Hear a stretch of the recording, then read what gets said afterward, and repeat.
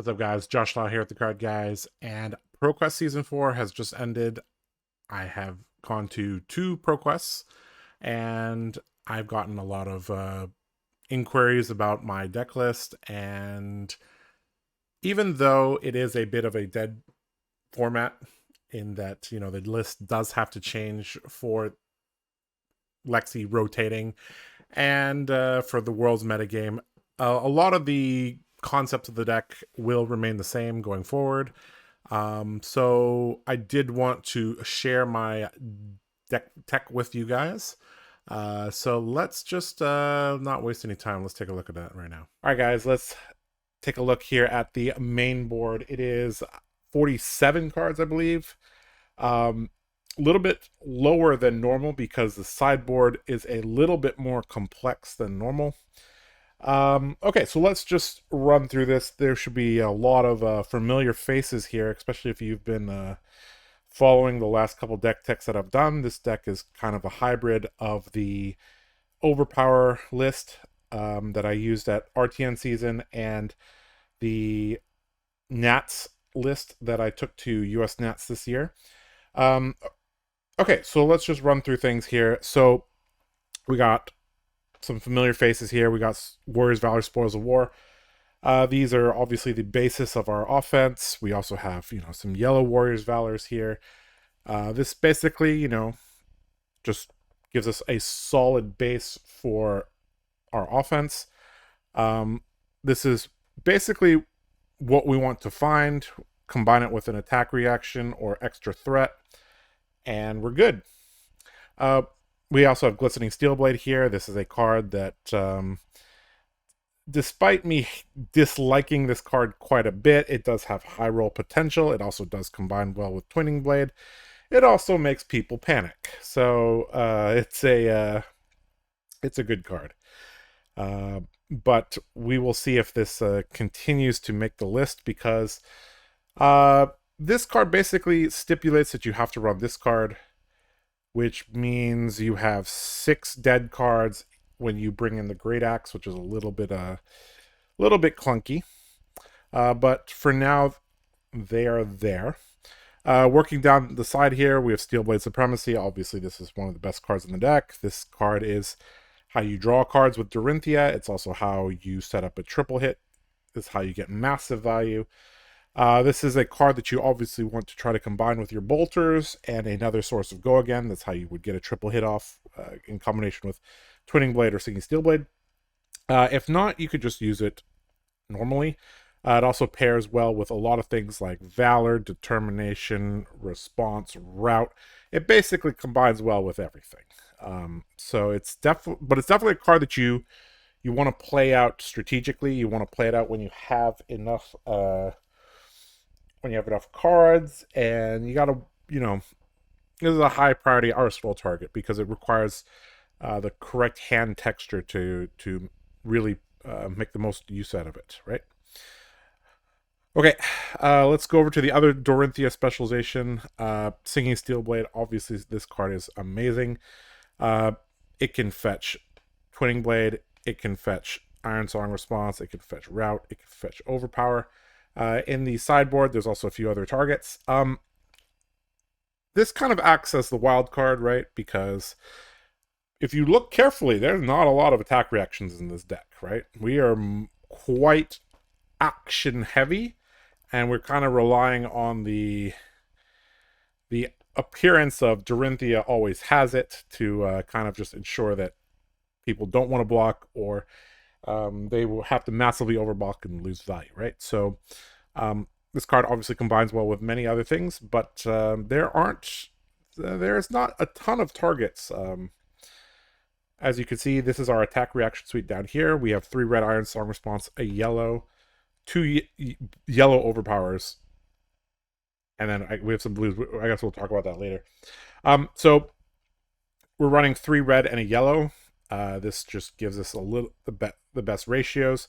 I was running 2 yellow at one point. Eventually, I just kind of cut it down to 3 and 1 because there's a possibility you draw too many reprise dependent cards. Red Overpower is in the sideboard. Yellow Overpowers, I think, are main board. Mainly because you're totally fine pitching the overpower into your deck, and you could basically fish it out with Singing Steelblade. And yellow overpower does come in with a really nice breakpoint, so gets around sink blow and all that. So I just think it's like basically as good as red overpower, and you can actually pitch it, which basically preserves it in your deck as a target for Singing Steelblade. We have a single copy of Route here. Route ends games, what can I say? We have another copy of Route in the sideboard just to unlock more hands. Goes well with Supremacy and Glistening, because even if you route their card back to their hand, they basically have to lay it down again on the second attack. All right, so that's kind of the threats here. So again, we have some go agains. We have we have our specializations here. We have some specialized reactions, and then we have some damage reactions here. Let's talk a little bit about the blues, and then we'll talk about the sideboard here. So the blues, these here are very standard: hit and run, precision press, warrior's valor, glint, and overpower. I think are very standard. These are basically considered the best 5 reactions for warrior at blue, because they're blue block 3s, and they give go again from these. And overpower blue is just the best when you're flooded with blues. It's also one of the best utility blues, right? So nothing super interesting there, but let's take a look at these here. So there's 2 copies of Driving Blade here. This is just to improve the blue count of the deck, and it's a little bit it's good against Dromai, and it's not Blade Flash. So I don't really like Blade Flash. Blade Flash blocks 2, Driving Blade blocks 3, even though it costs 1 extra. Sometimes that +1 is relevant because they do have 4 health dragons, and oftentimes you have Tunic, so you could just you just need a blue plus Tunic plus this, and you can clear 2 dragons. We have 2 copies of Emboldened Blade. This is a card that is one of the most fun cards to use, because you can just you can blow up their D-Reacts and Arsenal. After playing the deck for a long time, you kind of get a 6th sense for when there's a D-React and Arsenal, and this is one of the few ways to mess with that. And then we have a single copy of Blue Iron Song Response here. This was originally at 3, and then it got cut down slowly because we wanted some more. We wanted a few different effects. It's still useful to have because sometimes you do run out of these, and you still need a 0-cost target for Singing Steelblade. And here you go. As for equipment, we run bolters in all matchups. We run bracers in all matchups. Bolters is just one of the best equipment pieces in the game. It creates a lot of threat with Dorinthea, synergizes with everything that you do. It's the GOAT. As for Braveforge Bracers, this is a card that is just allows you to hit breakpoints. It blocks. It has Battle Worn. It's very good. This might be one of the cards that gets supplemented with Nullrune Gloves. The list has AB1. I've kind of felt like AB2 might be a better play. So if we do go to AB2, then Bracers won't be played in all matchups, but it'll be played in most matchups. Okay, so that is the main board here. I don't think there's anything too surprising. It's fairly stock, fairly standard. The ratios are kind of particular, though. There are things that I don't include, obviously, like Stroke of Foresight, Out for Blood, Puncture, Red Overpower. These are cards that I think either aren't good in this meta or are better in the sideboard. And speaking of the sideboard, let's go take a look at that. It's quite complex. Like I said, this is only 47 cards here, so we do have to add quite a few cards from the sideboard to get up to 60. So let's take a look at that right now. All right, guys, here's the sideboard all laid out here. Let's just jump into it. So let's talk about the equipment first. So we have Courage of Bladehold versus Fendel Spring Tunic. So in the quicker matchups, we're going to be running Courage, or any matchup where armor is very important, where we're not running Shunt. We're going to be running Courage.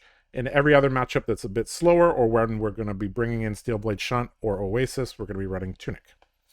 For the headpiece, we're going to be running Crown of Providence in almost every matchup. We'll run Null Head against the 2 wizards. You also might run it against Vincent or Viserai as well, depending on how you're feeling. But generally, we're going to be running Crown of Providence. Generally, the best tip I could give you for Crown of Providence is, hold it till you really, really need it. The filter is very, very strong with Steelblade Supremacy, because it doesn't matter what you arsenal, you can filter it, which is quite nice. In terms of weapons, just like my RT or my Nats list, I am bringing Dawnblade and the Decimator Great Axe to battle. So most matchups we're going to be playing Dawnblade. However, Great Axe is excellent against decks that are running D-Reacts or decks that just do not have the strength to push through. This was very good against Azuri, very good against Riptide. Obviously, this is a great card against any deck that's running D-Reacts, basically, or any deck that can't push very aggressively. But for most matchups, we're going to be playing Dawnblade. Dawnblade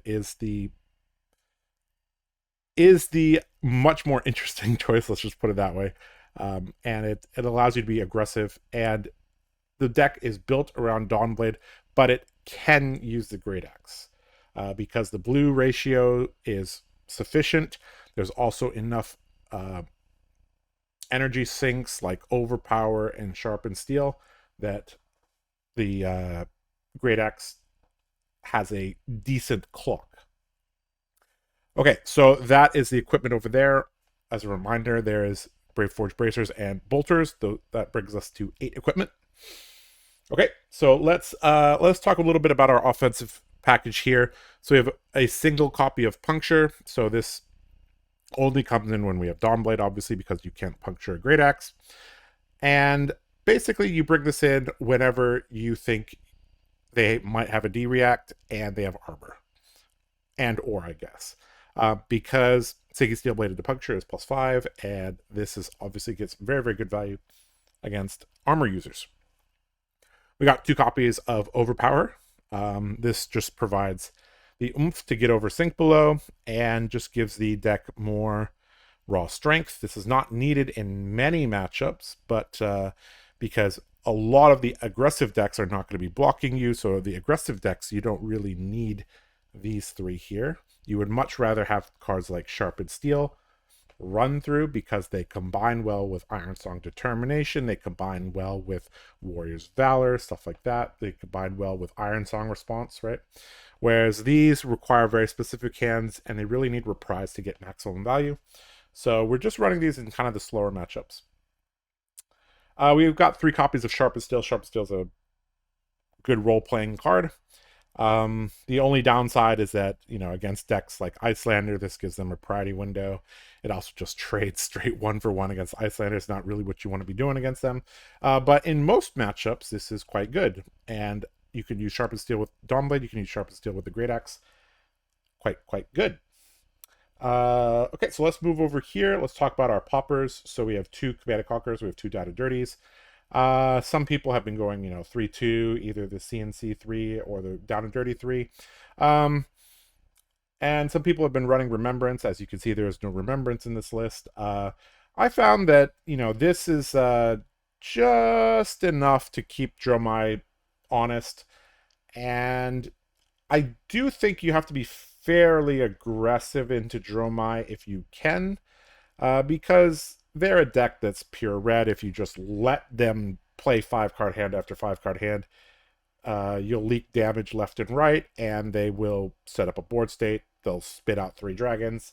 So basically, you have to make them pay with life and Dawnblade counters to establish a board or to make a pivot. So in general, I'm not going to be trying to pop everything that they do. I'm just going to be popping, important dragons or putting it down and dirty in arsenals so that I can make a offensive move to close out the game. So yeah, that's kind of what I'm running right now. I might go up to 3 of one of these. I might run a Remembrance depending on how I'm feeling for Worlds. If I take Dory to Worlds, I do think that the list could use an extra popper, but I think it's also fine at 4 with no remembrance. You could go up to 5 with remembrance, but I think it's fine to play like this. As for the style against Dromai, you can either play with Tunic Hood or Tunic Crown. I think are both fine. Depends on how aggressive you want to be. Okay, let's talk a little bit about our defensive cards down here, and then we'll kind of round off with the yellows and the blues. So we got 2 copies of Oasis. So this is great against the Wizards. This is great against... well, traditionally, I don't like to use Oasis against Icelander, but the deck needs... The deck is actually kind of soft to Icelander because you see there's a lot of reds in the sideboard. And, you know, if we have to bring in 13 cards against Icelander from here, so we kind of just have to run this against Icelander. Even though I traditionally just prefer to be aggressive into them. But this card's great against both Wizards. It's good against, you know, Azalea, Dorinthea, Bravo is quite nice. And basically it's good to use this with Tunic. Obviously, just like Shunt, you want to use these with Tunic for maximum value. Speaking of Shunt, Shunt is really, really good. It, what can I say? It's a... Even if you don't have Tunic up, this still is a fine block. It basically turns 2 of your cards into 3 block at reaction speed, which is nice. 3 copies of Sink Below. This is very, very useful in many matchups. Even against like aggressive matchups like Katsu and maybe even Phi, like Sink Belows are really quite useful in those matchups because your armor only goes so far against them. Sink Below also very good against a wide variety of decks in the meta. So this is coming in a lot of the time.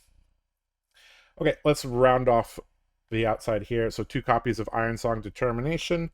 This is a great card going first. It's also a great card because it basically unlocks a lot of hands. A hand with Warrior's Valor, Ironsong Determination, and a blue is a great hand against many decks in the format. A hand late game with Ironsong Determination and a counter on the weapon with Courage and Bolters is a great hand because you maintain your counter and you get at least 3 value from the Ironsong Determination. It's just a useful card to have. It's kind of a win more card, but it also is like a stability card. It creates a situation where you draw a hand and you're happy with it because Ironsong Determination unlocks those situations. We got 3 copies of Run Through here. The Run Through is another card very similar to Ironsong Determination. It unlocks a lot of hands. Hands with Dominate, hands with Ironsong Response all play very well with Run Through. It also creates... it's also good against decks that don't have a lot of D-reacts or decks that don't want to block much. It's quite decent against Icelander, for example. And obviously this is one of the best cards in the whole game against Dromai because it allows you to clear a dragon and then put pressure on their face with 2 extra damage from the run through. So it's very, very nice against Dromai. Playing the whole 3. I was playing 2 for a long time, but I think in this metagame 3 is the correct choice. Finally, we have a single copy of Energy Potion here. This is just an extra blue, and it is decent going first, and it is just... I'm actually kind of debating whether this should be in the deck or not, because in the aggressive matchups, you don't want a no block. In the slower matchups, we're using the axe, so it's like, why do we want... why we rather have a block 3 here?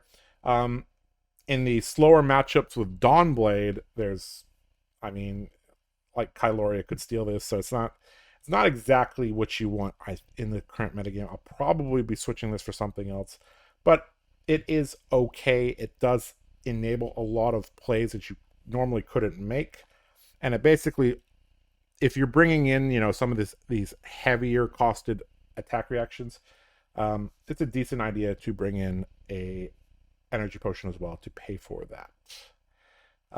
Okay, so that is the deck list. Let's chit chat a little bit and we'll get out of here.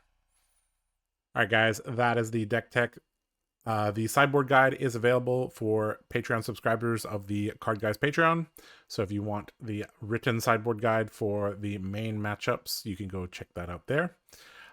Going forward, the deck does need to change a bit for the new metagame. I have some thoughts about that. I haven't solidified whether or not I'm taking Dorinthea 2 Worlds. But if I do take Dorinthea 2 Worlds, it will probably be something roughly similar to this. There's a few cards that I might need to change just because with Lexi leaving and with Dash kind of rising up, the deck may need to go a little bit faster. So we'll kind of consider how to do that going forward. Anyways, this will probably be one of the last videos that we make for quite a while. We're going to be going to Worlds soon. If you're at Worlds and you see me or Nathan or Will, come say hi to us. We'd love to chit chat. Anyways, yeah, this has been Josh Lau with TheCardGuyz. Have a good day. Take care. See ya.